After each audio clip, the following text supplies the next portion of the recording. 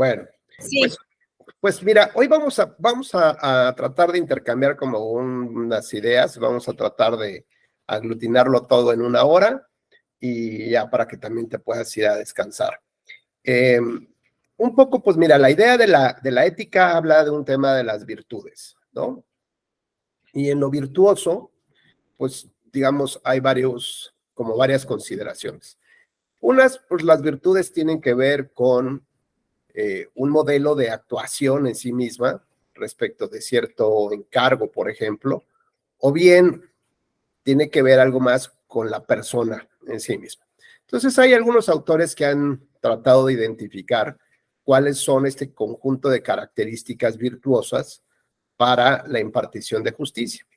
Y es que parecía como muy extraño que solamente unos cuantos sujetos podrían tener la calidad moral para resolver los conflictos entre las comunidades. Así tenemos, digamos, como esta parte de la legitimación, es decir, en cuanto a creemos y confiamos que una persona es lo suficientemente madura, inteligente, capaz, con una visión de futuro, o bien porque tiene algunos contactos más allá con los astros que te puede más o menos como orientar, atendiendo a que existe como un plan maestro, ¿no? Del universo, que se acomodan las cosas, ya sea porque creen en los extraterrestres, o porque creen en los dioses, o porque creen en algo más holístico como el peyote, o alguna hierba que, ya sabes, en las comunidades antiguas, ¿no? De repente buscaban su tótem, o cuál era el hermano oso, ¿no? ¿En qué te ibas a convertir? ¿Cuál era tu esencia como tal? Bueno, pues lo cierto es que las personas siempre tenemos que buscar en qué creer, ¿no? Y sobre todo le identificamos a estas personas que resuelven los conflictos con una calidad moral o ética, o por lo menos con la posibilidad de ver más allá el conflicto de lo que los demás lo podemos ver. Así que estos grandes resolutores de los conflictos pues fueron principalmente los de más experiencia, los que tenían un carácter más de templanza, o bien los que tenían este famoso don de la justicia, de darle a cada quien lo que merece, y sobre todo tenían como este conocimiento de la cultura, de las tradiciones. Así que la comunidad decidió, o las comunidades fueron decidiendo quién tenía que resolver los conflictos. Y a veces era el mismo, digamos, como el mismo gobernante, porque finalmente lo respaldaba la fuerza física. Y entonces, pues a veces esos gobernantes eran quienes resolvían hasta que se fue delegando un poco la justicia en cierto tipo de personas, que es aquí donde nos vamos a colocar. Entonces, en esta delegación del Estado, de la autoridad a ciertas personas, se supondría que deberían de tener estas características especiales que los hacían seres, digamos, o personas totalmente diferenciadas con el resto de la comunidad, ¿no? Es decir, tenían esta posibilidad de sus decisiones, como ver por encima de toda la población y ver hacia dónde tendría que dirigirse la comunidad, digamos, el estilo de vida de la comunidad. Y también fueron entendiendo que la justicia en propia mano no era muy efectiva, porque quien juzga de su propio caso o de su propia causa tiende a exagerar los efectos de la sentencia. Entonces puedes ver si, por ejemplo, hay en el Angelópolis, si ahí estás buscando estacionamiento un viernes para el cine, y de pronto se abre un espacio y hay dos personas que se están peleando, ¿no? Entonces puede ser que uno le termine ganando al otro, puede ser que a lo mejor alguien se baje del carro y diga, aquí no pasas, ¿no? Aquí me ha tocado verse, ya lo aparté, y el otro le avienta el carro, y le avienta el carro. Total que bueno, el asunto puede terminar a golpes, patadas, aventándole cosas al carro, o hasta sacar una pistola y ya la gente está bien loca y matando. Es decir, el agravio que puedes o que llegó a sufrir una persona cuando considera que él es juez de su propia causa, normalmente se tiende a exagerar los efectos de una sentencia. Así que empezamos a ver cómo había algunas normas o reglas que venían incluso también desde las épocas antiguas y fueron acuñadas en el derecho romano clásico, como la ley del talión, donde había un cierto límite a esa exageración. Entonces ya decías, bueno, esto es como el diente por diente, ¿no? El ojo por ojo y diente por diente. Si tú mataste a mi hijo, tengo derecho a cobrarme la vida con uno de tus hijos, ¿no? Pero no con el hijo bastardo, si con el hijo. Y entonces empezaron a considerar algunas características propias de los casos, ¿no? Entonces, de esta manera se fue más o menos limitando este exceso de, digamos, de los efectos de las sentencias o de las resoluciones. Luego pasamos, digamos, a una etapa muy importante en la que se fueron dando el conjunto de reglas y estas reglas terminaron muy positivizadas, muy claras en, digamos, en lo que fue el Código Civil Napoleónico, que derivaba del derecho romano y tuvo también un auge muy importante, digamos, en esta parte del hemisferio, ¿no? Digamos, la parte latina. Y me refiero a latina, pues puede ser Alemania, Francia, Italia, España y, por supuesto, México y la América Latina. Y digamos, estas ideas del establecimiento de reglas fueron como que marcaron esta división del derecho entre el common law y la positivización, es decir, los famosos códigos, ¿no? De hecho, hoy acaban de publicar, bueno, en la mañanita creo que ya se publicó el Código Nacional de Procedimientos Civiles y Familiares, así que hay que darle una buena estudiada. Es decir, seguimos con una tradición de códigos, una tradición de normas. Y entonces esto nos coloca en una posición muy compleja para poder determinar cuáles son estas características que debe de tener el resolutor o el juez. Entonces tenemos digamos, como esta posibilidad de entender que los jueces solamente son la boca del derecho, es decir, quienes aplican el derecho, y para ello se utilizó una fórmula que hasta la fecha ordinariamente sigue funcionando, que es la subsunción. Y esto es a partir de un silogismo lógico jurídico, en el que la premisa mayor es la norma, la premisa menor es el conjunto de hechos y la conclusión a la que llegas, ¿no? Pues como tal. Digamos, esta forma de ver el derecho sigue siendo muy tradicional, sin embargo, hoy hay otros mecanismos de aplicación del derecho, como es la ponderación. Y cuando hablamos de una ponderación, implica hablar de ciertos valores, principios, de la moral, de la ética, y de un conjunto de cosas que ni siquiera sabemos cómo denominarlas, pero que sabemos que están ahí. Y entonces implica una nueva valoración diferenciada. Entonces, no solamente es el juez el que aplica el derecho, digamos, el que aplica la norma, que aplica el texto normativo, sino que además le da un sentido diferente a la propia norma.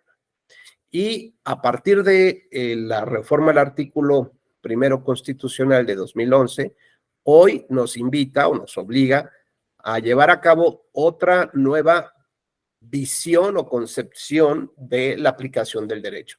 Y esto es mirar hacia los derechos humanos. Entonces les voy a poner, mira, aquí quedó ya entró Ramiro Esqueda. ¿Qué tal? Buenas noches, Ramiro. Voy a ponerles un ejemplo muy claro de cómo funcionaría la óptica de la subsunción con digamos, esta manera tradicional de ver y aplicar el derecho, y ahora hacia los derechos humanos. El primer tema, por ejemplo, que voy a poner es una detención de un policía ahí en el centro, ¿cómo se llama esta calle? La 5 de mayo, creo que 5 de mayo, ¿no? Ahí donde se colocan los comerciantes. Y entonces hay una persona que está vendiendo, ¿no? Aquí en el centro histórico, en la Ciudad de México, y llega la policía y detiene a esta persona porque no tiene permiso para vender en esa zona. le quitan sus cosas y la llevan con el juez cívico, ¿no? Para que determine lo conducente. Al mismo tiempo, hay una persona que se dedica al sexo servicio y también la detienen por faltas a la moral y se la conducen, van en la misma camioneta, ¿no? Eh, si aplicáramos la regla de la subsunción, es decir, de este silogismo lógico, jurídico, pues seguramente existe una norma que determine cuáles son el conjunto de actuaciones que puede llevar seguridad pública. En segundo lugar, otra norma que dice cuáles son las actuaciones que pueden llevar las personas que se dedican al comercio en el centro histórico, y seguramente debe decir que tendrán que ostentar de manera visible una licencia, ¿no? Otorgada por el ayuntamiento o por la secretaría correspondiente, y que el ambulantaje, en términos generales, tendrá tal vez una reglamentación muy específica para ciertas fechas, como el 5 de enero, etcétera, etcétera. Es decir, hay una serie de reglas establecidas. Y lo que hace el juez entonces es tomar los hechos del caso y determinará si la detención, si ambas detenciones fueron conforme a derecho o no. Estamos de acuerdo. Si hubo un abuso de autoridad, si fue justificada o injustificada, dependiendo de los hechos, y concluye. Y hasta ahí termina, digamos, la visión del juez. Ya, ahí quedamos contentos. Bueno, ahora en términos del artículo primero constitucional, nos obliga a que tenemos que voltear hacia los derechos humanos. Y entonces hablar ya de los derechos humanos implica una de las reglas, digamos, que vamos a utilizar mucho ya o que se utiliza ya de manera, digamos así como por default, en automático, se utiliza, que es la visión de perspectiva, es decir, un filtro especial, unos lentes especiales para saber si hay características en los hechos que necesiten tener una visión diferenciada del caso. Y entonces planteamos el tema. Si yo miro hacia los derechos humanos, puedo suponer, o Gaby, tú podrías suponer que la manera como se expresaron los policías, tanto de la persona que vendía relojes o corbatas, o sea, que te imagines, como de la otra persona que ofrece sus servicios de sexo, ¿crees que el trato sea similar o crees que entre las dos hay una persona que puede estar más sujeta a vulnerabilidad por parte de quien ejerce el poder del Estado, la fuerza física? ¿Qué opinas, Gaby? Bueno, bueno, imaginando todos los hechos, yo creo que es más seguro que los elementos hayan vulnerado más los derechos de la persona que vende que de la persona que vende sexo. Porque hasta la persona sexoservidora, pues hasta pudo haber sacado clientes, ¿no? Que de la persona que vende. Posiblemente pudiera ser el caso. Claro, y esto, fíjate, puede ser, digamos, en un análisis de perspectiva, puede ser justo lo que tú dices. Fíjate que yo hubiera pensado otra cosa, y no se trata de quién tiene la razón, sino yo hubiera pensado que a lo mejor una persona dedicada al sexo servicio pudiera formar parte de un grupo más vulnerable que la comerciante. ¿Por qué? Pues porque esta situación la coloca en una posición en la que ordinariamente pueden venir burlas, ¿no? Por su forma de vestir, por su forma de hablar, a lo mejor va a ser fotografiada o va a ser videograbada, y supongamos a lo mejor que es una mujer trans, ¿no? ¿Cuál es digamos, el rol, ¿no? Un poco en esta escenificación que bien señalas tú, bueno, pudiera ser como digamos, obtener una mayor vejación, ¿no? Burlas, maltratos, en comparación tal vez Y dije comerciante, pero puede ser otra persona, ¿no? Sí, Gaby, por favor. Bueno, aquí lo que pasa es que por lo regular para las personas, en la mayoría que son ambulantes, que no cuentan con un registro o un permiso de ayuntamiento, pero pertenecen a alguna organización aquí como la Doroteo Arango, por ejemplo, que no pertenecen a ninguna de esas dos situaciones, por lo regular son personas que vienen de alguna comunidad. Entonces, si me baso en eso, yo posiblemente pues pienso que vulneran más los derechos de la persona de una comunidad indígena que de una sexoservidora. Excelente, muy bien. Bueno, pues ahora fíjate que lo que vamos a analizar es no solamente se trata de si la detención fue adecuada o no. Ese tarde o temprano vendrá ese análisis. Pero ahorita estamos ya, fíjate, analizando otro conjunto de cosas, como si pertenece a una comunidad indígena, su edad, si habla español, si es una persona menor de edad, si es migrante, si es desplazada, ¿no? A lo mejor pues va de tránsito hacia Estados Unidos y está vendiendo lo que puede, ¿no? Unas palmitas, alguna figurita, gelatinas, olvídate lo que sea. Y bueno, pues empezamos entonces a analizar un contexto social, económico, político y cultural. Estas características de análisis que estamos llevando no es otra cosa más que mirar a los derechos humanos de la persona. Y cuando analizamos, por ejemplo, si el plazo de 72 horas que determina la ley para la detención, ¿no? de estas personas que incumplen con la normatividad administrativa, hasta 72 horas, ¿no? De 48 hasta, puede ser una ampliación de 72 horas. Si esto no tiene alguna afectación extra, ¿como en qué sentido, Gaby? O sea, digamos, ¿podría haber terceros que se sientan perjudicados por esta detención de 72 horas?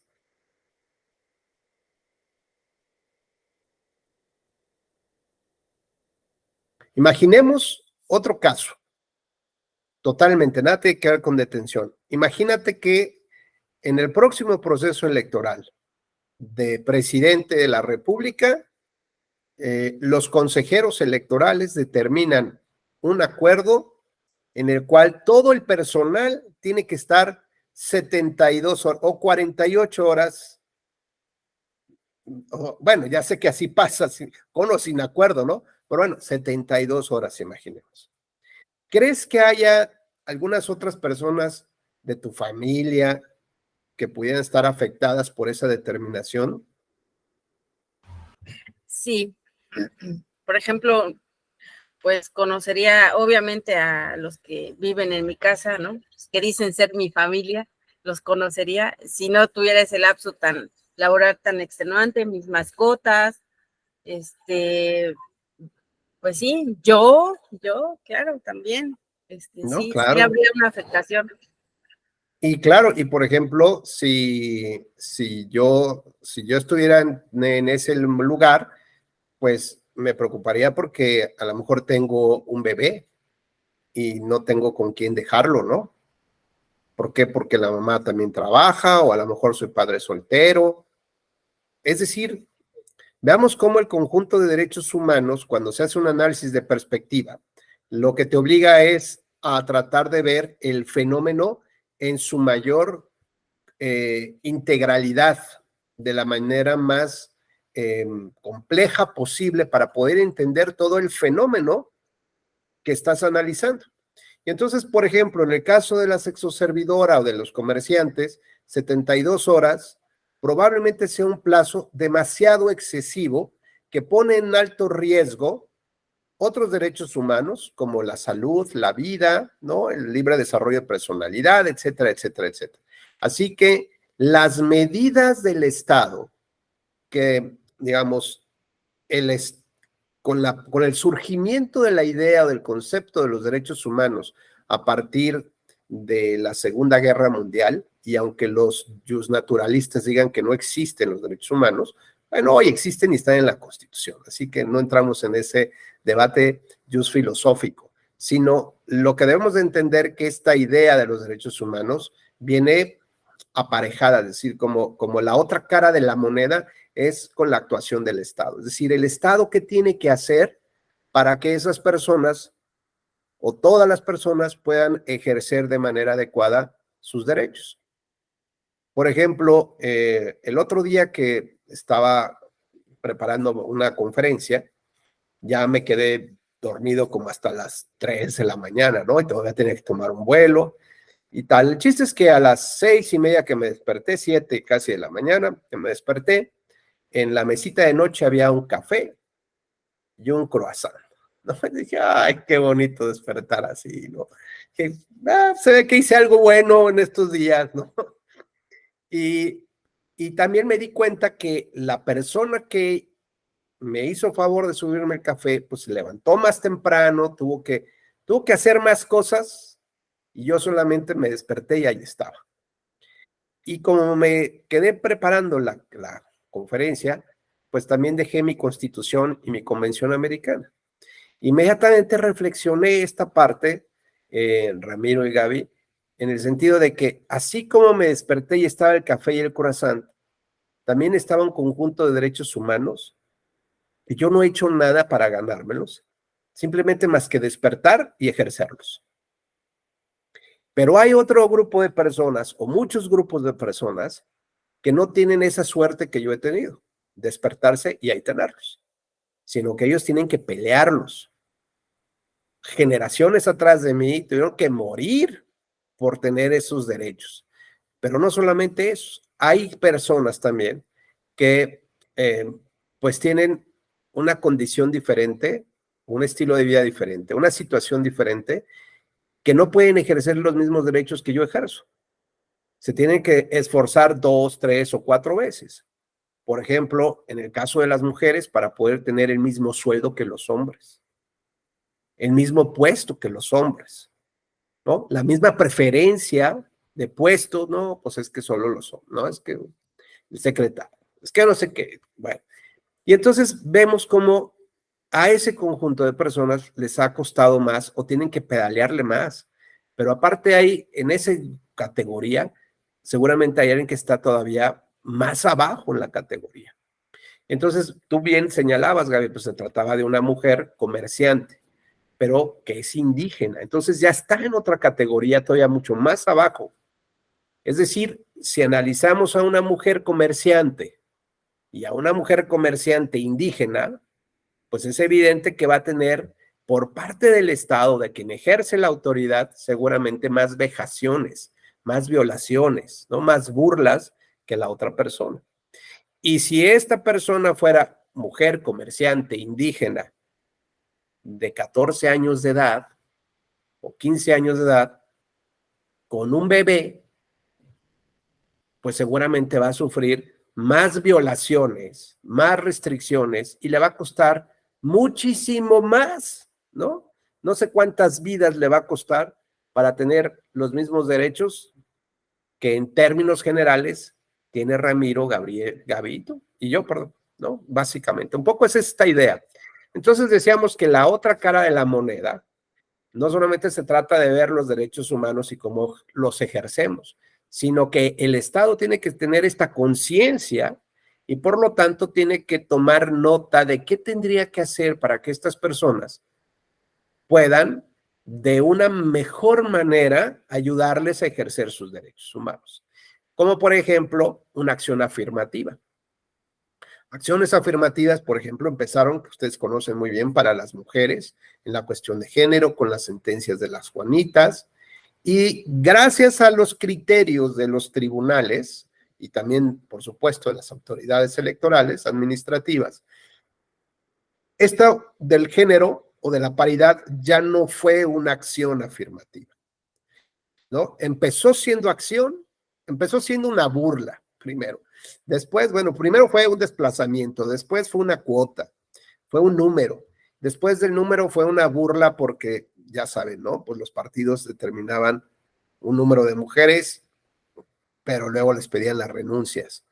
Y cuando se fue perfilando esto ya como un derecho humano, la paridad, Bueno, pues ya los partidos evidentemente no aceptaron eso, pero la paridad fue todavía más allá en el sentido de que hubo acciones afirmativas y los partidos siguieron sin aceptarlo, ¿no? A regañadientes. Y después, la paridad en que se convirtió, pues ya no en una acción, sino en un derecho humano.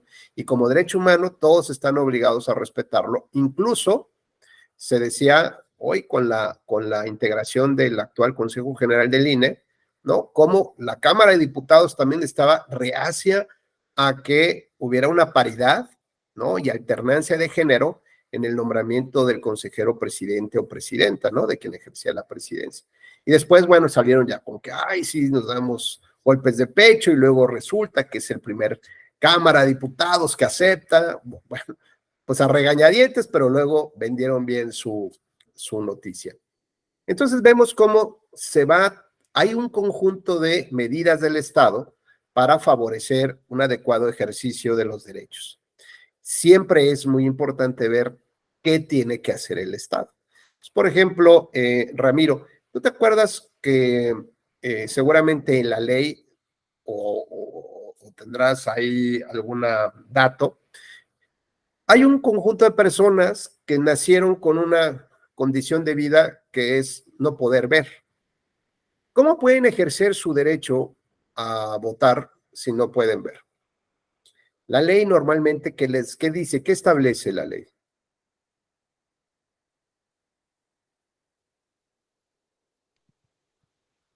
Pues de un modo positivista, como lo estaba señalando, sería sujetarnos a las reglas que en su momento emita ya sea el OPLE o el Consejo General del INE. Ya bajo la perspectiva que menciona, tomando en cuenta el primero constitucional y este nuevo panorama de derechos humanos, se tendría que garantizar ese derecho a sufragar por, de alguna u otra forma, haciendo inclusivo aquel medio por el cual tengan que votar, ¿no? Dependiendo de la discapacidad que tenga la persona. Me parece bien, pero vamos a tratar de aterrizarlo y hacerlo más como de platiquita de café, estimado Ramiro. Normalmente la ley te dice que puede ir con alguna compañía, con una persona, ¿no? Que le puede ayudar a cruzar su boleta, ¿no? Y entonces ahí vemos dos tipos de visiones, estimado Ramiro. Una que puedes decir, es que se quedó ciega porque es pecador, ¿no? Imagínate, de estas visiones raras, los dioses nos castigaron. Por ejemplo, allá en Puebla, Gaby, hay una casa muy famosa en la avenida Juárez y 17 Sur, que se llama, le dicen la Casa de los Enanos, ¿no? ¿La ubicas? Bueno, yo vivía de niño en contraesquina, justo en contraesquina. Mi mamá, en paz descanse, era amiguita de la niña que vivía ahí, en esa casa, y que era una enanita. En la parte más alta hay un torreoncito, esta era su habitación. Y decía mi mamá, contaba mi mamá que todos los muebles eran, o sea, como muy pequeños, como eran pequeñitos, ¿no? O sea, tenía como su pequeño departamentito. El asunto es que cuando la niña ya podía, digamos, cuando el crecimiento se detuvo, ¿no? Cuando se empezaron a dar cuenta que había una situación, una enfermedad, lo que hicieron fue levantar más las bardas, ¿no? Porque las bardas antes todo el mundo podía ver el jardín. Levantaron las bardas, es decir, ocultaron, ¿no? La vergüenza de la familia. También para que no sufriera la niña, ¿no? Pero no sabes si a lo mejor no sufría la familia, o no sufrían la familia, o no sufrían los papás, con la vergüenza, ¿no? De que algo salió, y además con las culpas, seguramente es tu culpa, ¿no? De entre los padres. Veamos qué tipo de concepción teníamos de las personas que presentaban una discapacidad. Ahora, transformamos la visión a la parte donde la ley dice que alguien le ayude a votar a esa persona. ¿Y esto qué significa? transformar una visión del castigo, del error, de la enfermedad, ¿no? A una visión asistencialista. Es decir, es una carga para el Estado, ¿no? O sea, tenemos que ver cómo le hacemos para que esta persona pueda ejercer. Es decir, es una carga, ¿no?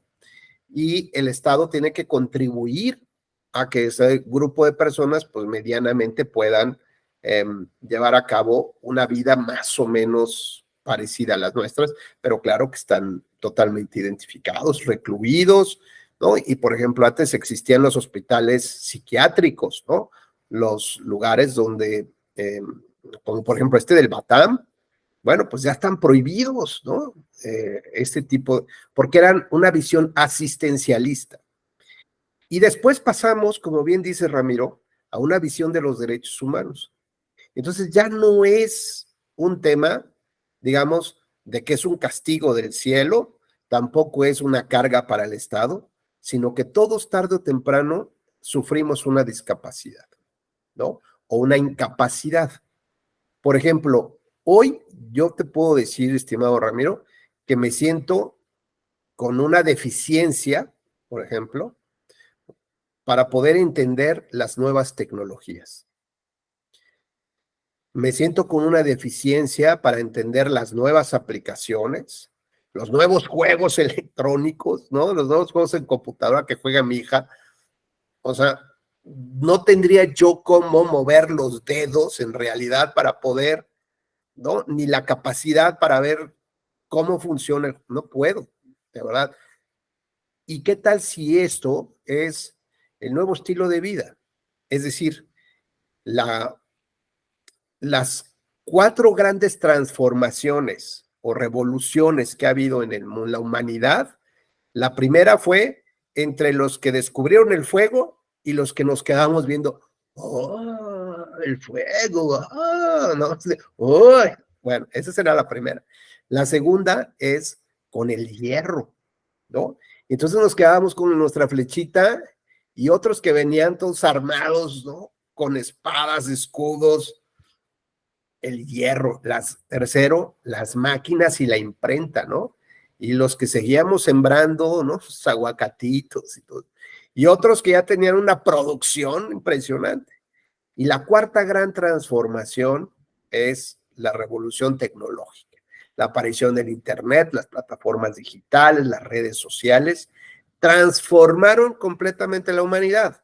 Prueba de ello es que nosotros estamos en esta plataforma digital tomando un curso, ¿no? Prueba de ello es que cuántos pudimos subsistir durante 2 años de pandemia comprando productos del súper a través de una aplicación. Entonces, esta cuarta transformación, esta cuarta revolución del conocimiento, nos deja colocados algunos como en la época de hoy el fuego, ¿no? Bueno, pues hoy las nuevas tecnologías, la biotecnología, por ejemplo, los nuevos vehículos que tienen drones y ya vuelan y están a punto de comercializarse, vehículos en el que yo ya me subí hace unos años que no tiene conductor, ¿no? Sino todo es digital y todo, ¿no? Esas cosas que de pronto decías, no, esto es de ciencia ficción. Bueno, eso está ya, o sea, esto está en el comercio, en la vida diaria de las personas. Y luego, pareciera para mí, por ejemplo, que este es digamos, yo he podido recorrer ya 54 años de vida y más o menos sé cómo ha funcionado mi sociedad. Históricamente, más o menos sé en qué punto está ahora y por qué, por ejemplo, hay peticiones muy claras, por ejemplo, para que no haya leyes antiaborto, para que haya la permisividad de que las mujeres puedan abortar en caso de que así lo consideren, ¿no? O, por ejemplo, el matrimonio entre personas del mismo sexo. O, por ejemplo, acciones afirmativas para personas LGTB+, ¿no? Y que ahora hay personas que no necesariamente son binarias, ¿no? Puedo más o menos entender eso. Lo que no puedo entender, por ejemplo, porque es algo que no he podido recorrer en mi camino, en mi comunidad, en mi humanidad, por ejemplo, es declaraciones o determinaciones donde los niños pueden tomar decisiones para tener relaciones sexuales, donde hay una ley trans para menores, donde hoy, por ejemplo, Amazon tiene un conflicto legal en Estados Unidos porque hay cierto tipo de productos o de dispositivos que son para diversión de adultos, ¿no? En mi época se llamaban muñecos y muñecas inflables. Hoy son robots prácticamente, ¿no? Que puedes escoger en un diseño el color de lo que vendría a ser la piel, que ya ni siquiera es un látex, es una celulosa con inteligencia artificial. Y ese dispositivo, ese robot, puede servirte como tu compañía en tu casa, pero además tiene como esta finalidad sexual, de diversión sexual, ¿no? Y está bien, mientras sea parte, digamos, esté establecido en la ley, es parte del comercio, ¿no? Entonces, esa es, digamos, un poco la idea de los norteamericanos. Pero mi pregunta o la pregunta que se hace a Amazon y los tribunales es si es posible que se puedan comercializar estos mismos tipos de robot para los mismos efectos y finalidades con, digamos, representación de bebés o de niños de 3, 4, 5, 6 años de edad. Y entonces es cuando empieza como a quebrarse un poco algo por dentro, ¿no? Dices, ¿a dónde voy, no? ¿A dónde va? O sea, ¿a dónde va la comunidad? ¿A dónde va la humanidad? Y tendrá que haber jueces que estén resolviendo este tipo de conflictos. Entonces, cuando es lo que yo marco como el punto cero, como un camino que no hemos recorrido y que no sabemos hacia dónde nos va a llevar. Entonces, retomando un poco la clase de hoy que se habla sobre la ética, o los códigos de ética, digamos, como una especie de codificación de las características que debe de tener los jueces, digamos, entendido como un cúmulo de virtudes de la persona, de la profesión y del contenido de sus decisiones. Es decir, hablamos de 3 niveles de ética. Ética de la persona, ética de la profesión y ética, digamos, del contenido de sus decisiones. Entonces, es cuando pensamos que hay este conjunto de valores, de moral, de ciertas virtudes, ciertas características que deben de ser, digamos, que deben de ser permanentes para más o menos tener esta idea en este gran conflicto, Gaby. Sí, ¿cómo voy a resolver un caso? O sea, ¿cómo puedo yo orientar una decisión hacia ese punto? Y entonces hay una pregunta que que es muy divertida, que plantea un autor mexicano que se llama Jorge Malem Seña, seguramente ya lo han escuchado, y pregunta a este autor si las personas malas pueden ser buenos jueces.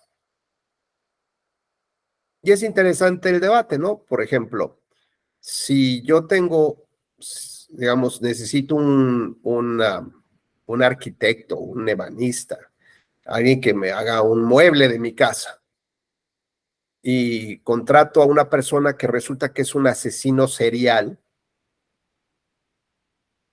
podría hacerme un buen trabajo, un buen mueble, digo, no sé si termine matándome, ¿verdad? Pero podría hacer un buen trabajo, pues pareciera que sí, ¿verdad? Podría ser un virtuoso del violín, pues sí, o sea, pero es una mala persona, sí, pero puede llevar a cabo su actitud, o sea, puede llevar a cabo bien su trabajo, ¿no? En cambio, una mala persona, un violador, un feminicida, ¿puede ser un buen juez, Gaby? En lo personal, pienso que no, porque se dejaría llevar por lo que él piensa, no por la justicia, sino por lo que él, a su parecer, le convenga. Por ejemplo, si el juez es, no sé, una persona homofóbica, va a tener o va a ser contraproducente cuando tenga que sentenciar a personas que sean de una comunidad, de la comunidad gay, por ejemplo. Uh-huh. Bueno, Gaby, la verdad es que te estoy haciendo una trampa, ¿eh? Caíste, todos caen en la misma trampa. Yo también caí en una de primera época. Porque, ¿te acuerdas que te dije que hay 3 niveles de la ética? la ética de las personas, la ética de la profesión y la ética de la decisión. Entonces yo te estoy juntando dos éticas, la de la persona y la de la profesión. Esto es, cuando, digamos, la pregunta lleva una trampa implícita, porque cuando hablamos de una buena o mala persona, estamos hablando de la parte interna de la persona. Y luego estamos preguntando si esa persona, como tal, puede tener un buen desempeño profesional. Entonces ya estamos colocando en dos niveles la discusión. Parecería que el ejercicio de la profesión requiere un conjunto de virtudes, ¿no? Como tal. La profesión, por ejemplo, la independencia judicial, esta parte que dices que no juzgues o prejuzgues con tus propias subjetividades o tus propios conocimientos o tus propios fantasmas o demonios, ¿no? Y entonces un juez o cualquier persona, pues tiene eso. Yo, por ejemplo, hay dos bueno, hay varias filosofías o corrientes filosóficas, pero a mí me gusta centrarme en dos, en el utilitarismo y el comunitarismo. Entonces, la filosofía del utilitarismo dice, mientras yo beneficie a la mayoría y el daño sea reducido, voy con eso. Y entonces puedo analizar, por ejemplo, que a lo mejor tengo que sacrificar a alguna persona para respetar la vida de 10, de 100, de 2000 personas, ¿no? Puedo considerar la tortura, por ejemplo, para extraer información de un acto terrorista y salvar a mi país, ¿no? De un acontecimiento como las Torres Gemelas, por ejemplo. No importa que cercene a este cuate con tal de extraer la información, se justifica en términos del utilitarismo, ¿no? Y la otra que está muy escondidita se llama el comunitarismo. Y en el comunitarismo es esta idea de ayudarnos entre los que somos parecidos, por el tipo de piel, por la forma de hablar, por la forma de pensar, por el lugar donde nacimos, por la idiosincrasia, por nuestra cosmovisión de vida, ¿no? Y entonces defendemos como a los nuestros, nos agrupamos entre los nuestros. Y apenas el año pasado, bueno, durante terminando la pandemia, lo escuchamos cuando el presidente de la República dijo que iba a contratar unos médicos cubanos, ¿no? Y de pronto las redes explotaron diciendo, no, primero nuestros médicos mexicanos. Esa, de entrada, surge esta filosofía del comunitarismo, como surgía en Estados Unidos cuando se decía América para los americanos y no para los afrodescendientes. Y ellos, con permiso, ellos a un lado, ellos son otra raza, son otra gente, tienen sus cosas muy raras, hablan hasta diferente, huelen diferente, y esos no son como nosotros. Y aunque en nosotros, pues había mucha variedad, pero digamos que este era como un grupo más distinto al nosotros, ¿no? ¿Se acuerdan de esta canción de Plaza Sésamo que decía, una de estas cosas no se lleva con las otras, es diferente a todas las demás? Algo así decía. Bueno, pues esta canción de Plaza Sésamo, algo así se aplicaba. Entre nosotros tres somos muy distintos, pero al mismo tiempo muy parecidos. Pero si pusiéramos un elemento como el que aparece aquí del símbolo de tecnologías educativas, ese es el elemento totalmente distintivo y eso lo tenemos que hacer a un lado. Y este comunitarismo, digamos, termina, por ejemplo, en la época de los 50 con grandes sentencias, digamos, de jueces, digamos, de jueces virtuosos en el sentido de respetar los derechos civiles, ¿no? Vino un conjunto de sentencias que respetaban o que se proclamaban los derechos civiles, por ejemplo, derechos de minorías para entrar a las universidades, ¿no? Por ejemplo, el establecimiento de cuotas para que los latinos pudieran entrar a una universidad, o los judíos, o los afros, o las mujeres embarazadas, y qué categorías especiales, ¿no? Podían entrar en conflicto que permitieran que alguien sí pudiera entrar. Y después terminó siendo que una persona de lo más común, ¿no? En Estados Unidos, una mujer soltera, joven, divorciada o viuda, con un bebé y embarazada además, ella era la que tenía, digamos, como el favor o los puntos extras para poder ingresar a la universidad, a pesar de los latinos, los afros, asiáticos, judíos y de todas las demás categorías que se establecían ahí. Entonces, esta idea del comunitarismo nos lleva también entonces a entender que digamos, esta especie de protección a lo que es lo nuestro. Y esta protección, por ejemplo, llevó a Martin Luther King, por ejemplo, para decir que él tuvo un sueño donde todos los hombres fueran libres y pudieran ejercer sus derechos civiles. Desafortunadamente, en su discurso jamás habló de las mujeres, ¿no? Todavía dentro de la categoría de los afros, había un grupo más vulnerable del que nadie pensaba en ellos y eran las mujeres. Incluso los varones afros, ¿no?, discriminaban a sus mujeres. Querían el voto para ellos, pero no para las mujeres. Entonces veamos cómo esta especie del comunitarismo termina siendo o termina impactando de tal manera, por ejemplo, que hoy lo vemos muy arraigado en partidos en Europa de extrema izquierda y de extrema derecha. Partidos jóvenes, ¿no? Partidos donde, me refiero a jóvenes, quiere decir que en su mayoría son integrantes jóvenes, ¿no? Sus militantes, sus dirigentes, y ellos tienen esta idea del comunitarismo a partir de frases como Europa para los europeos. ¿Y eso qué implica? Cerrar las puertas a la migración.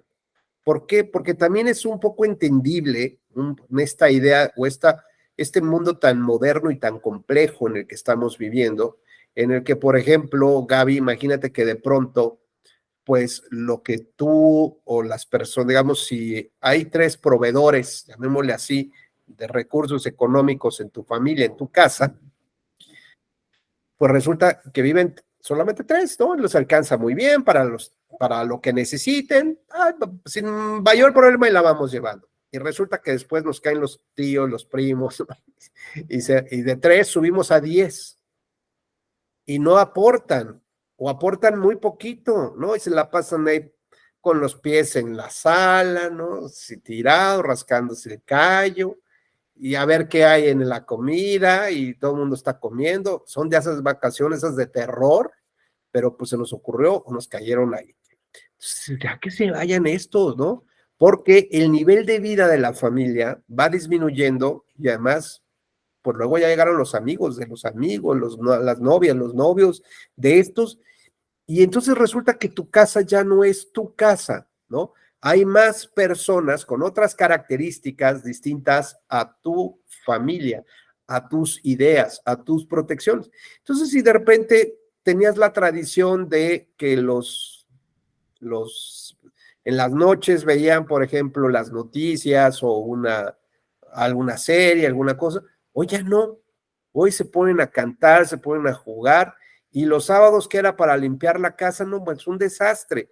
Es decir, las características de esa familia, de esa comunidad, están siendo trastornadas, cambiadas, además por otras mayorías, como pueden ser los latinos en Estados Unidos, los musulmanes en Francia, por ejemplo, o los de Europa del Este en Alemania, que a lo mejor entraron por Francia y terminaron en Alemania.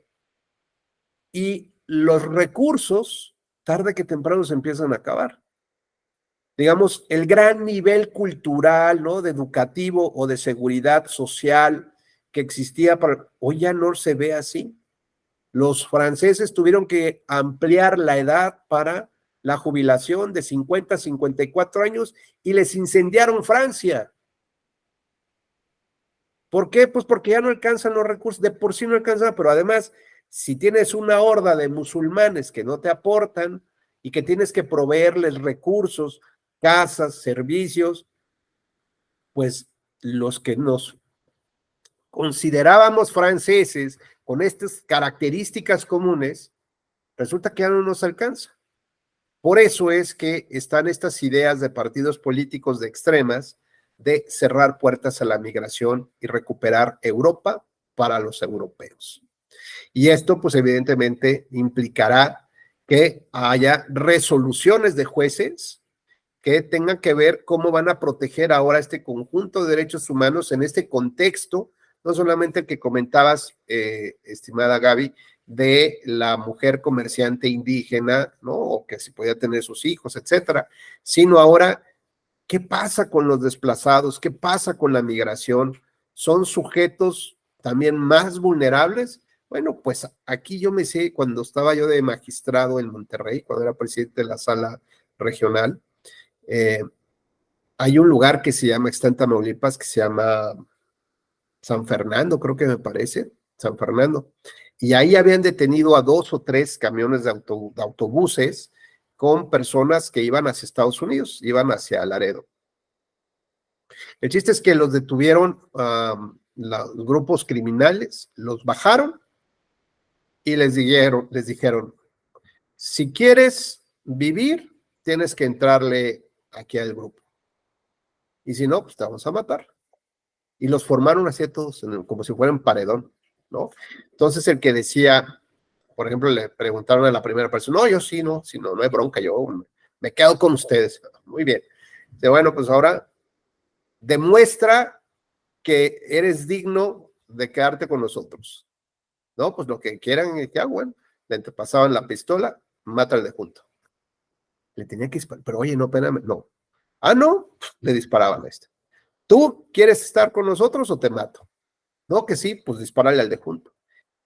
Imaginemos, o sea, parece de verdad de una serie de terror, pero eso es una vulneración, o sea, es poner a ese grupo de personas que no eran delincuentes, ¿no? Como aquellos que se quemaron en una estancia de migración, ¿no? Que no eran delincuentes, que tuvieron trato de delincuentes, que estaban encerrados, que no les daban de comer, con colchones viejos, con orines, en unas condiciones precarias, solamente porque estaban transitando, ¿no? Estaban de paso hacia otras condiciones de vida. Entonces, en el análisis, Gaby, en el análisis del derecho humano, ¿no? Ya no solamente vemos cómo se ejercen esos derechos, sino qué características o compromisos debe asumir el Estado para que esas personas puedan tener una mejor o mayor inclusión real, social, de manera efectiva como tal. Entonces, decía yo que hay que ver la moneda bajo estas dos características. Uno, los derechos de estos migrantes y dos, los compromisos del Estado. ¿Qué tendría que hacer el Estado? Favorecerles con qué? Con papeles, trabajo, asesorías, alimentación, dónde pernoctar, ¿no? Son conductas del Estado derivadas no solamente de un sentido común refinado de lo que es compromiso del Estado, sino también de tratados internacionales que son ley fundamental de nuestro país y que por lo tanto las autoridades tendrían que respetar a los compromisos que México ha asumido. Por ejemplo, si existiera un conflicto entre dos países, tendrían que generarse, por ejemplo, corredores humanitarios, como lo vimos en Asia. Un conflicto hace un mes, ¿no? Más o menos, se tomaron acuerdos para establecer corredores humanitarios de 24 horas donde la gente podía aparentemente salir por ahí sin que las fueran a matar. Bueno, pues veamos entonces que las decisiones de las autoridades cada vez van siendo más complejas, ya no son tan sencillas como ver si la detención fue legal o no, y punto, porque así lo dice la ley, y punto, no, sino ahora lo que nos obliga el artículo primero constitucional es, primero que nada, hacer un análisis del derecho humano.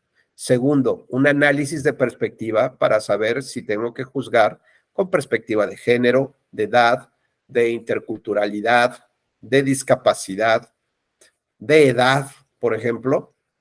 Sabemos que hay acciones afirmativas para grupos de jóvenes, ¿no, Gaby? Hay acciones afirmativas para indígenas, para diputados indígenas, diputados migrantes, diputados LGTB, diputados no binarios y diputados jóvenes. Pero nos falta otra categoría, la de diputados de la tercera edad. Es muy probable que en las acciones afirmativas digamos, porque también es una categoría especial, las personas de la tercera edad. Y esa todavía el Estado, no, o el INE o el OPLE, no ha analizado, no ha cumplido con sus compromisos del Estado mexicano de generar las características o establecer acciones o compromisos para que las personas de la tercera edad también estén debidamente representadas en el Congreso.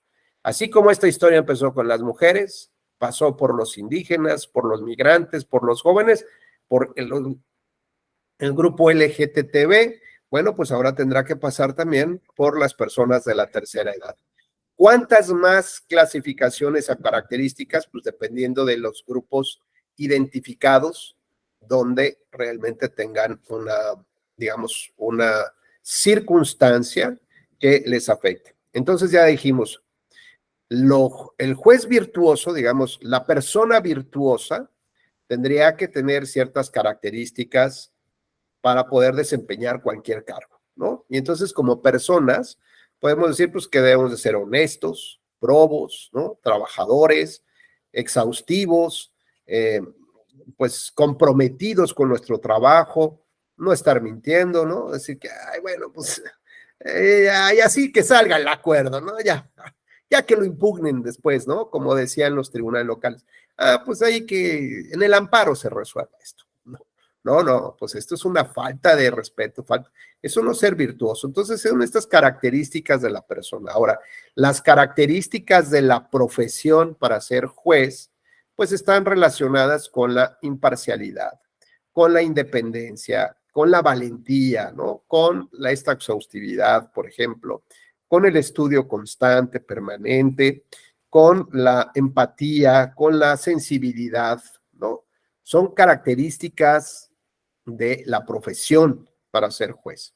Y las características virtuosas o las calidades virtuosas del contenido de sus decisiones, pues son estas que estamos platicando ya más, de manera más profunda, Gaby, como es, primero que nada, mirar hacia los derechos humanos, antes que ver cómo funciona la justicia electoral, cómo funciona la justicia laboral, la justicia penal.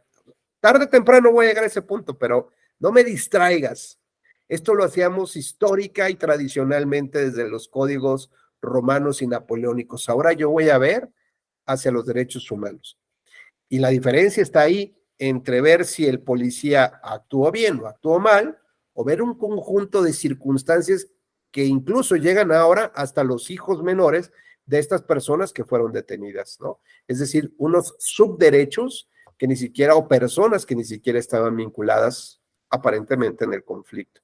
Y entonces esto me permite hacer un análisis contextual mucho más grande de la situación social, de la situación económica, la situación política, la situación cultural, desde el punto de vista de las personas, y lo que decíamos, esto es una moneda con dos caras, que obligará forzosamente a un análisis de qué es lo que tendría que hacer la autoridad ahora para su inclusión real y efectiva. Y en el caso que poníamos de la persona invidente que quiere llegar a votar, decíamos primero, pues antes mejor que ni salga, ¿no? Porque qué vergüenza, ¿no? Es un castigo de Dios que no vea. Bueno, pues ese es el primero. Ya pasamos esa etapa de oscurantismo medieval, ¿no? Donde los papás encerraban a las personas que decían, pues es diferente, ¿no? Y, ¿no? O los mandaban a vivir a otro lado. O los tapeaban, ¿no? Como te platico de esta casa de los enanos, donde decían que son 7, pero nomás en realidad era una, para que nadie las viera. Y de ahí pasamos a la figura asistencialista, es decir, donde es una carga para el Estado y hay que ver cómo le resolvemos la vida, pero siempre terminarán siendo un grupo que no se siente incluido, sino que es una carga, eso, para el Estado, una carga para la familia.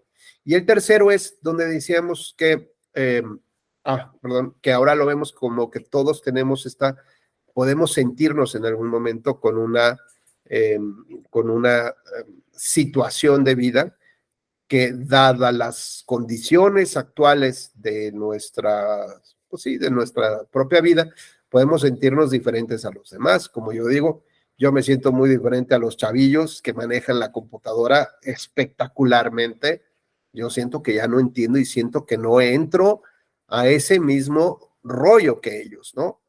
Y es más, cuando les digo que tengo Facebook, se ríen. Dicen, no, bueno, sí, es que Facebook es ya para los viejitos. Digo, pues sí, porque ahí tengo mis cuates de la prepa, ¿no? Y cuando les digo, voy a entrar a TikTok, mis hijas me dicen, papá, tú no puedes estar en TikTok. Yo, ¿por qué no? Pues porque es para muy jovencitos y un señor en TikTok, eso está muy sospechoso, ¿eh? O sea, como que no, o sea, no puede, está prohibido que estés ahí. Y yo, ok. Y bueno, y me han platicado de otras plataformas, de otras redes, como Twitch y como no sé cuántas cosas más, que pues no sé ni cómo se llama, ¿no? Por ejemplo, por decirlo menos. Entonces, digamos, esta tercer concepción sobre los derechos humanos de esta persona invidente, Gaby, nos llevaría a pensar que, pues ahora, en lugar de ser asistencialista, la autoridad tiene que pensar cómo lo incluye y cómo puede él ahora, hoy en día, sufragar esta persona invidente. ¿A través de qué herramienta? Del código braille. De una plataforma braille, ¿no? Esto es, ya no necesitas, no eres una carga para nadie, nadie te tiene que ayudar, solito puedes hacerlo.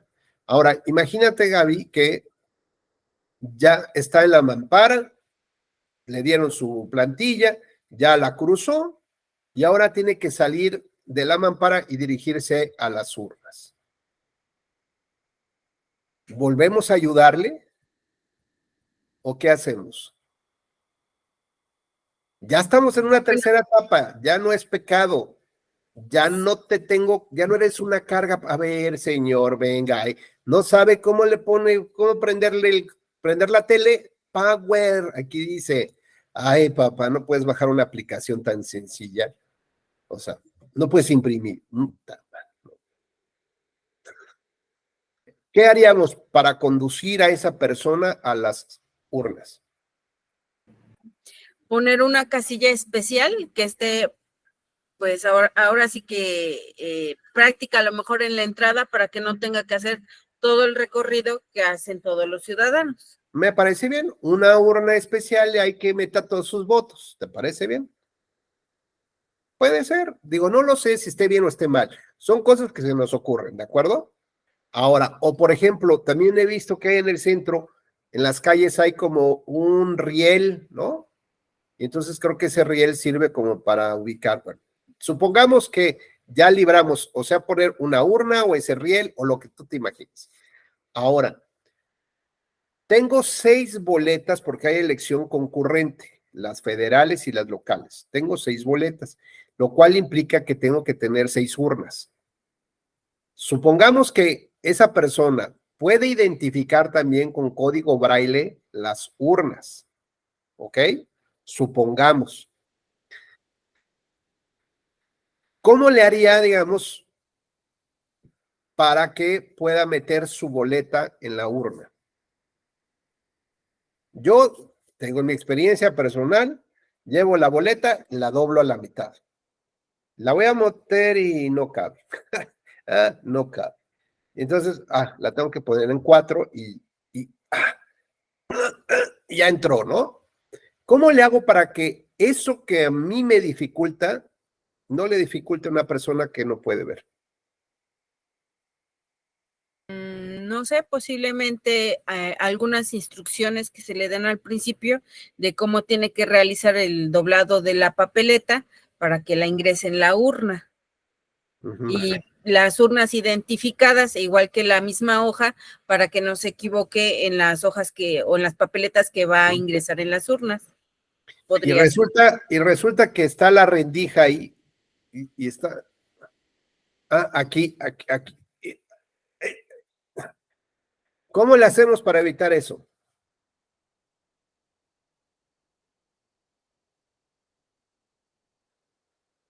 A mí, por ejemplo, ¿Con otro tipo de urnas? Pues puede ser, o a mí se me ocurre que la rendija sea normal, ¿no? O sea, la de siempre, pero cuando esa persona tenga un aditamento, como dices, de una urna especial, donde se abra más y ya no tenga dificultad. Y la vuelves a meter si es que eso garantiza la secrecía o lo que tú quieras, ¿no? Hay quien me ha dicho, pues como una especie de embudo, Hay quien me dijo, no, pues eso ya se va a acabar porque ahora con la urna electrónica, bueno, pues tendría que ser una urna electrónica también especial para los invidentes, ¿no? Con las características propias para los invidentes. Bueno, fíjate que sin importar cuáles son las medidas que tomemos para que estas personas realmente puedan sentirse cómodas, ¿no? Como nosotros, o sea, cometer los mismos errores que nosotros, pero no una situación especial para ellos, ¿no? ¿Me explico? Lo que acabamos de hacer tú y yo ahorita, Gaby, es lo que tiene que hacer el Estado todos los días, o la autoridad, o ustedes como autoridad, es lo que tenemos que estar haciendo, que es estar pensando en esas personas. Y entonces, cuando yo volteo a ver esas personas, tengo que ver qué compromisos tengo que asumir, qué acciones tengo que asumir para que esas personas se sientan tan igual como nosotros, porque tarde o temprano, día de mañana, también tú y yo tendremos una posible discapacidad, pero que no es lo mismo tener problemas para caminar, por ejemplo, que eso, pues te caes, te lastimas jugando, ¿no? No es lo mismo. Resulta, imagínate, Gaby, Dios no lo quiera, tienes una lesión en la rodilla, tienes que ir a trabajar, ¿no? Te cuesta trabajo el caminar, pero ya tienes que ir a trabajar, ¿no? Y resulta que tu oficina, tu lugar de trabajo, te recibe con 4 pisos de escaleras, de escalones, y no hay elevador. Fíjate, adelante, sí. Bueno, en este caso la oficina está en el segundo piso. Sí son unas escaleras tremendas y sí contamos con elevador. Es como de exclusivo para las personas con discapacidad, pero la verdad es que si me pongo a pensar, como usted dice, en las situaciones donde de pensar en las personas con alguna discapacidad, pues sí, como OPLE, sí vulneramos algún tipo de derecho. Si en su momento, por ejemplo, mañana llega una persona a presentar algún escrito en oficialía de partes o quiere hablar con alguna persona de la dirección jurídica o con presidencia o con el secretario ejecutivo y la persona habla un idioma, porque pues aquí en Puebla hay demasiados municipios que hablan náhuatl, que hablan otomí, que hablan totonaco o hablan otros idiomas y la verdad es que lenguas y que no va a haber alguien que le pueda dar la atención que necesita esa persona. Entonces, si nos ponemos desde esa perspectiva, la verdad es que como OPLE siento que ahí sí estamos fallando, aunque digan que somos inclusivos con las personas discapacitadas. Entonces, fíjate cómo terminamos digamos, una incapacidad que tenemos, se convierte o el Estado la convierte en una discapacidad. No sé si me explico.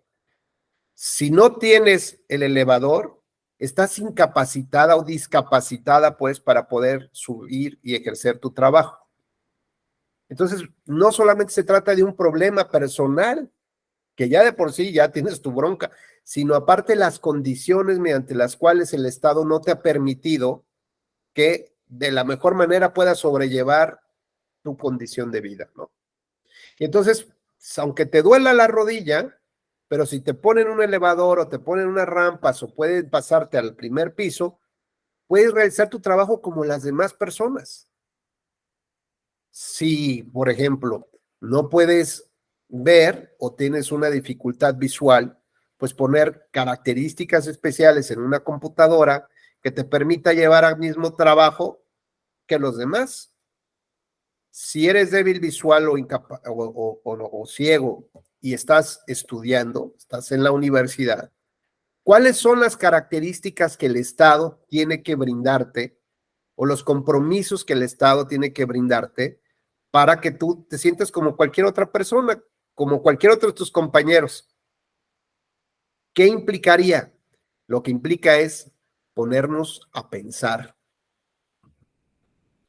Y no solamente, ay, ¿y qué ha hecho Europa con esto? Pues igual, no, es para nuestras personas, nosotros, ¿qué podemos hacer desde el punto de vista del Estado? Esto habla de una vez, habla pues de una digamos, de una característica virtuosa del gobierno, virtuosa de la autoridad. Entonces, cuando platicamos de los tres niveles de la ética de las personas, la ética de la profesión y la ética del contenido de las decisiones, nos recuerda entonces que tenemos que ser incluyentes, que tenemos que mirar hacia los derechos humanos, que tenemos que hacer un análisis de perspectiva, que tenemos que estudiar cuáles son los compromisos que debe asumir el Estado, que además tenemos que analizar la violación del derecho humano, que tenemos que establecer un conjunto de expertos para que nos diga cómo reparamos el derecho humano que se está siendo violado, la reparación integral, y cómo dentro de las medidas de reparación haya garantías de no repetición de lesión de ese daño provocado. Entonces, si ahora, digamos, ya para ir cerrando nuestra charla, ahora todas estas características, ¿cómo las enfocamos hacia lo electoral? Bueno, pues ya hicimos un ejercicio, por ejemplo, con el tema de las casillas, y esto debería de orillarnos a tener un grupo especial de debate, de discusión, ¿no? Por decir, por temas, a ver, vamos, las distintas etapas del proceso electoral. Y está la encargada de la Secretaría Técnica, junto con la parte de no sé quién y otro de no sé cuál. Y no necesariamente tienen que ser especialistas, somos personas que podemos empezar a ocupar un tiempo del Estado para ver qué podemos hacer para que esas personas puedan sentirse real y efectivamente incluidas en la sociedad. De esta manera, entonces, lo que hacia donde voy a terminar, digamos, hacia donde voy a llegar ya en este punto, Gaby, es pensar que si hablamos de los derechos humanos, ya en materia electoral, hay un derecho humano que es el más importante en materia electoral, que se llama la democracia representativa. La democracia representativa está prevista en el artículo 23 de la Convención Americana. Cuando tú lees el 23 de la Convención, ves las características de los derechos político-electorales, así como cuando lees el 35 y el 41 de la Constitución mexicana, pues te habla de las características del voto, por ejemplo, los derechos de votar y ser votado, la necesidad de que se permita la renovación del poder público, por ejemplo, ¿no? Y entonces la Corte Interamericana, en otros tratados internacionales y en sus sentencias, que sabes que son vinculantes para nosotros, ha dicho que esas características o esos elementos forman parte de un todo, y el todo se llama democracia representativa. Así que también es un derecho humano, ¿de acuerdo? Entonces, lo que tenemos que hacer ahora es voltear a ver hacia los derechos humanos y ya identificamos el de fondo, que es la democracia representativa. Y la Corte nos dice, oye, fíjate que hay tres bloques. ¿Has jugado el Jenga alguna vez? ¿Sí? Bueno, ¿te acuerdas que es un conjunto de bloques que forman una torre? Y la idea es quitar algunas piezas y colocarlas en la parte de arriba que suba el nivel de la torre y que no colapse, ¿no? Bueno, los tres bloques que sostienen toda esta torre se llama dignidad humana, democracia representativa y el respeto a los derechos humanos a partir del respeto a al Estado constitucional de derecho. Y no solamente el respeto a derechos humanos, sino las garantías a esos derechos humanos, como las garantías judiciales, es decir, que exista acceso a la justicia y que haya jueces independientes, ¿no? Entonces, digamos, si tú abres una de estas tablitas que dice el respeto al Estado constitucional de derecho, si la rompes, hay una piedrita así como diamante que dice respeto a los derechos humanos, que implica pues la maximización, ¿no? La promoción, las garantías judiciales de protección y la progresividad. Y otro diamantito, una esmeralda que dice acceso a la justicia, y adentro de esa tiene una perla así de oro que dice jueces independientes. Entonces ya la cierras y tienes tus 3 bloques sobre los cuales vas a empezar a construir la torre. Entonces es democracia representativa, respeto al Estado constitucional de derecho, y el tercero es la democracia representativa. Sobre esos 3 bloques se empieza a construir el conjunto de la torre, que son los derechos humanos. La libertad de expresión, el derecho a tener una vida libre de violencia, el interés del menor, el desarrollo de libre personalidad, la libertad, decía, de expresión, de reunión, de asociación, y todos los derechos político-electorales. Todo está construido, digamos, sobre estas 3 piedras o de estos 3 bloques. Entonces la Corte nos dice, estos 3 bloques, sobre estos 3 bloques, se construye el sistema de protección internacional de los derechos humanos. Por lo tanto, también sobre esos 3 bloques tienes que protegerlos tú en tu país, esos derechos humanos, ¿no? Si quitas uno de estos, como están intercomunicados, interrelacionados, si quitas uno, se cae la torre, toda la torre. Con 2 no puede subsistir. Bueno, si quitas 2, pues ¿qué te digo? Si quitas los 3, pues no hay nada. Ahora, el artículo 1 constitucional dice que hay que ser progresivos, ¿no? Y la progresividad implica creatividad. No solamente basta con decir, pues bueno, vamos a poner la plantilla braille. No. A ver, esto es como tener una tarjeta del Palacio de Hierro o del Costco, ¿no? Y hay la tarjeta básica, la tarjeta media y la Platinum. Y la Platinum te da un chorro de beneficios. Bueno, pues así, de eso se trata el artículo 1 constitucional, de buscar cómo otorgarle una tarjeta Platinum con un ascenso de categoría al ejercicio de los derechos humanos. De esta manera, entonces, el que juega el Jenga de estos torres de los derechos humanos tiene que tener las habilidades para entender cómo se interrelacionan todos los derechos humanos, cómo a veces, si mueves una tabla, generas un espacio vacío, y este también tiene un juego, tiene un peso específico, las ausencias. Y lo importante es que el buen jugador de los derechos humanos tiene que entender que la torre no puede colapsar, que tienes que seguir subiendo la torre. A veces se mueve, ¿no?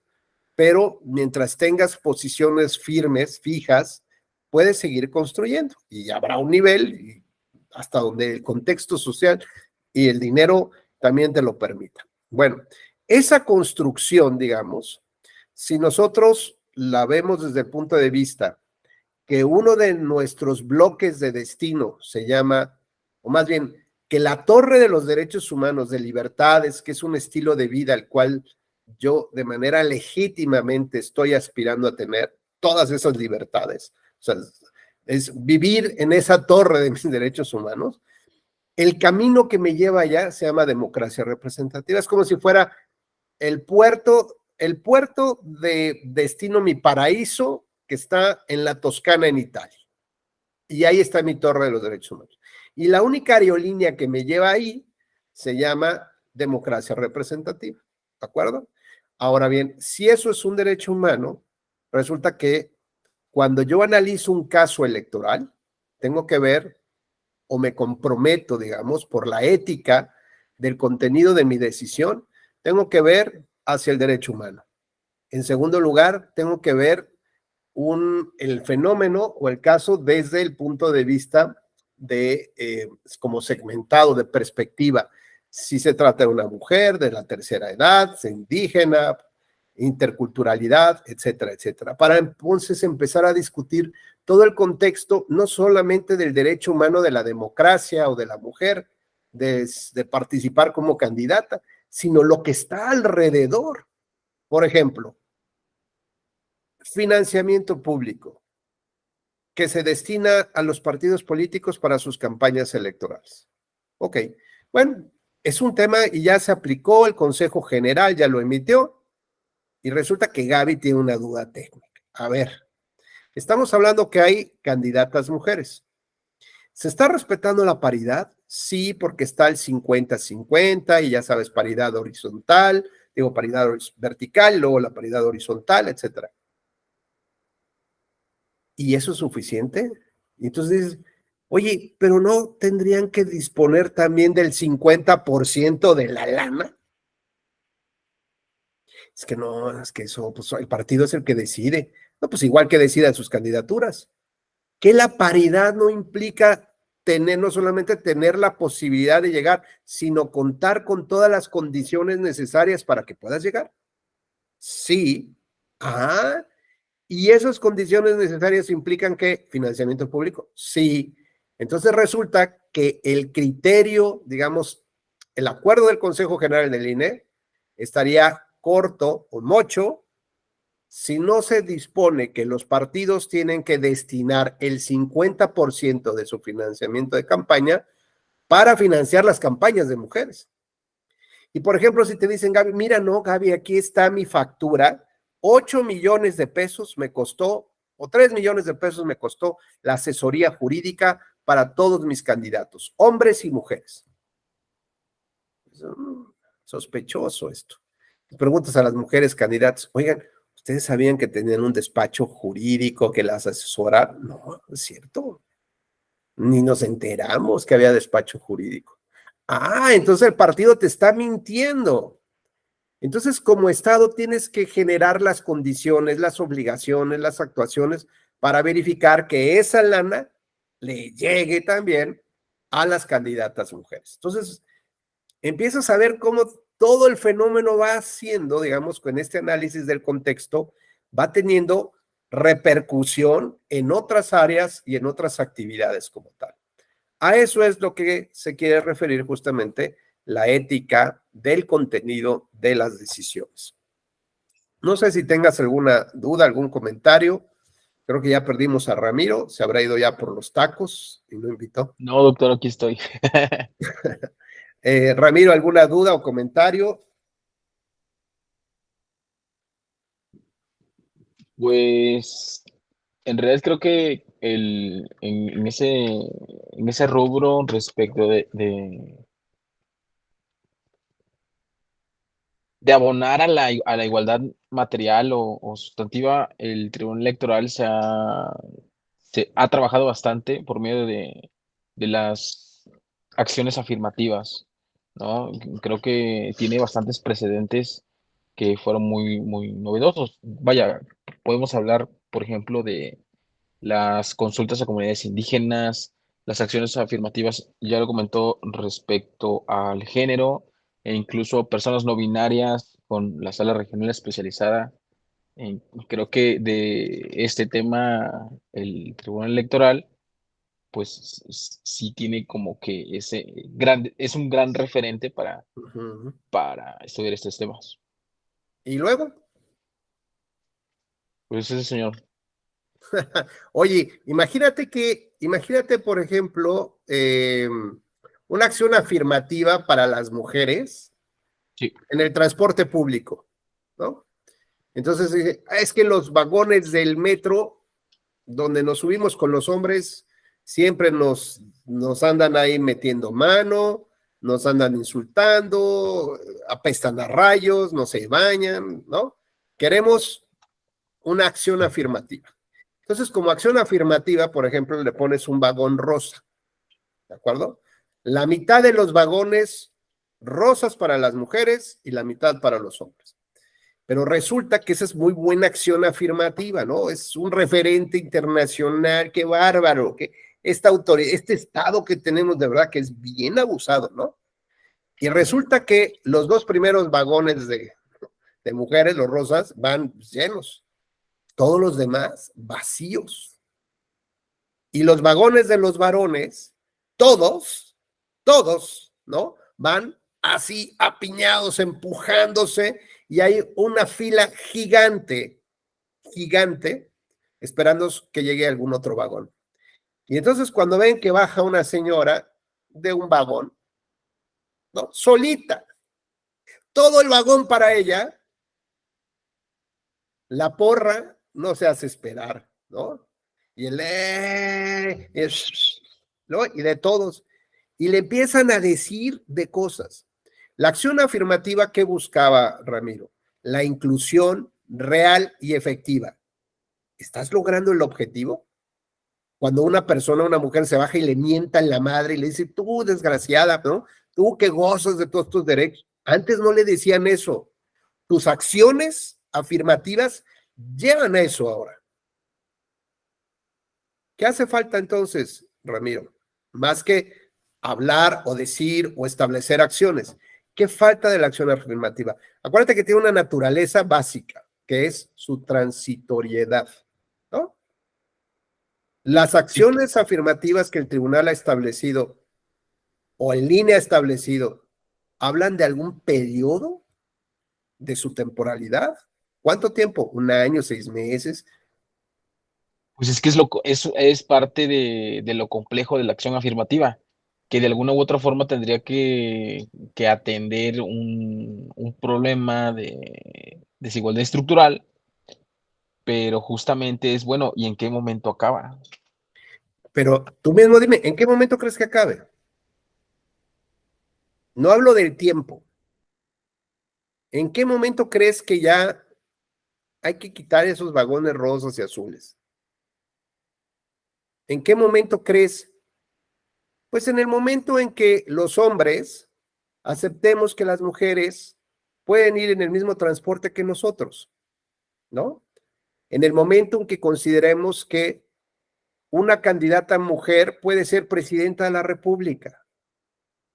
En el momento en que creemos que una mujer puede llegar a ser presidenta del INE y no solo por ser mujer. O sea, no por una cuota, no por una acción, sino simplemente por sus características profesionales, éticas. Está bien, o sea, ¿qué problema hay que sea una mujer? Oye, es que los árbitros en el fútbol no pueden ser mujeres. ¿Por qué no? Es que es de hombres esto. ¿Y por qué no podrían? ¿No? ¿Sí me explico? En el momento en que se supone que ya hay una inclusión real y efectiva, el problema no es un tiempo específico, Ramiro. El problema es que no se dictan medidas de evaluación constante y permanente para saber si esta acción, si esta idea que se nos ocurrió en este momento, realmente está funcionando. Se nos ocurrió el vagón rosa. Oye, resulta, no sé por qué ahora todos odian a las mujeres, ¿no? Y ya hay hasta lesiones y hasta problemas. Es que a nadie se les ocurrió establecer un mecanismo de evaluación objetiva a 3, 6 meses, 1 año, 2 años. ¿Cuánto tiempo llevamos con esto? ¿Cuánto tiempo llevan las acciones afirmativas e indígenas? ¿3 años? ¿5 años? Y ya logramos el objetivo. Pues quién sabe. Ok. Y la misma pregunta nos haremos en 10 años. ¿Ya logramos el objetivo? Pues quién sabe. ¿Por qué? Porque nadie está revisando eso.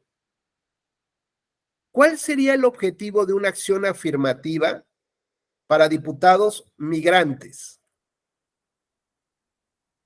Bueno, pues la lógica es que haya una representación de los mexicanos que viven en el extranjero en la toma de decisiones de las leyes, ¿no? Por ejemplo, esa sería la lógica. ¿Por quiénes votan esos mexicanos en el extranjero? ¿Por personas migrantes? No. Votan por personas que viven aquí en México, pero tienen categoría migrante. ¿Y eso qué significa? Pues significa que es un absurdo, ¿no? Una acción afirmativa para diputados migrantes o mexicanos en el extranjero cuando tienes que votar por personas que están en este territorio, que viven aquí. ¿Cuántos diputados tienes? 15 diputados. ¿Cuál es tu porcentaje de votos allá? Es decir, ¿cuántos votaron para elegir a estos 15? 3,000 personas. ¿De cuántos? De más de 4 millones de votos registrados. Oye, te voy a dar más porque ahora somos, ¿no? Queremos tener más. Ahora, ¿cuántos más quieres? ¿10 más? ¿Tienes que tener 25? ¿Quieres tener 30? ¿Cuál es tu porcentaje de votos en esta evaluación? No van disminuyendo, en la próxima van a ser 2,000 votos. Y la representatividad, a ver, Te puedo dar una base mínima de 5 o de 10, la que tú quieras, pero en la medida que tú incrementes tu votación en el extranjero, vas a tener un impacto y vas a tener otro diputado más, y otro más, y otro más, y otro más, de tal manera que seamos tantos los mexicanos que vivimos en el extranjero que realmente tenemos una representación real, porque tenemos representatividad de nuestros votos en la Cámara. ¿Y quiénes son las personas que están representándonos? Realmente que son migrantes, no están ya viviendo aquí en México, siguen padeciendo las cosas que padecemos las personas que estamos viviendo en el extranjero. ¿Y eso qué implicaría? Hablar de la diáspora, hablar de la posibilidad de una sexta circunscripción. ¿Para qué? Para que haya una representación proporcional de ellos en términos de votos traducida en curules en el Congreso.